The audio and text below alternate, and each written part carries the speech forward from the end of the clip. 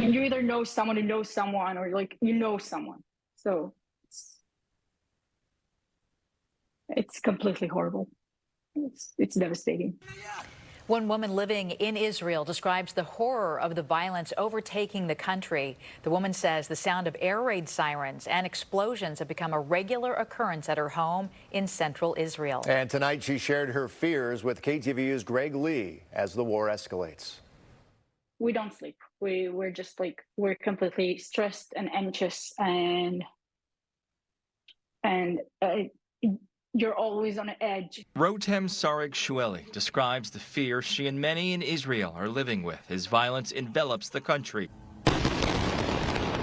As the fighting between Hamas and Israel escalates, she said 2 rockets have hit her town of Maskarat Batya, about 30 miles from Gaza. You can still hear them, and you can feel the windows and the doors shaking, and you can literally feel the explosions all the time, like constantly going off, and the airplanes and everything. Rotem said her family has been going back and forth between the bomb shelter and the television, glued to the news of this war, looking for any updates on the killed and missing, fearing the worst. You literally start like every list you can to see if you know someone, and if it's someone from here or someone from somewhere you know,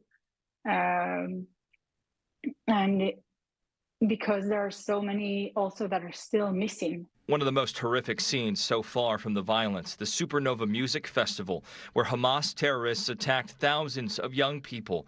Israeli officials have found the bodies of 260 people so far. Rotem's roommate was supposed to be there. She decided at the last minute that she's not buying one and didn't go. I know that a lot of her friends are still missing. I am so relieved that they didn't go. Rotem's boyfriend, one of the 300,000 reservists drafted amid the fighting.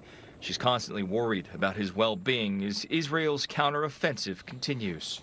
We actually did like a lot of things to make sure that I know what's going on with him. He's securing supply routes in the Golan Heights. Knock on wood, he'll be safe. As the death toll rises in Israel and Gaza, Rotem is praying for peace while fearing the situation is only going to get worse. It's a disaster, far worse than we could have imagined. I